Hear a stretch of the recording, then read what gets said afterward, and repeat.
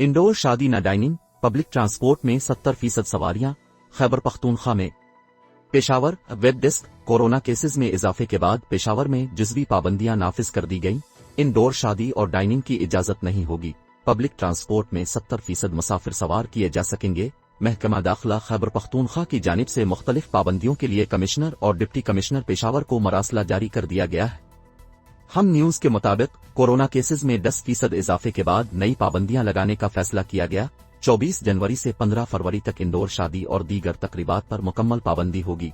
Outdoor तकरीबात में भी 300 full vaccinated अफराद की इजाजत होगी। 24 जनवरी से इंडोर डाइनिंग पर भी पाबंदी होगी। टेक अवे और होम डिलीवरी सर्विस 24 घंटे फ़आल रहने की इजाजत होगी। पब्लिक ट्रांसपोर्ट में 70% से जायद सवारियों की इजाजत नहीं होगी। मुकद्दस मकामात 50% फुल वैक्सीनेटेड अफराद के लिए खिले रखने की इजाजत होगी। सीना तफरीही पार्क्स और हर किस्म के इंडोर जिम में 50% फुल वैक्सीनेटेड अफराद से ज्यादा की इजाजत नहीं होगी। Karate, boxing, martial art, water polo, kabaddi और रेसलिंग पर मुकम्मल पाबंदी होगी।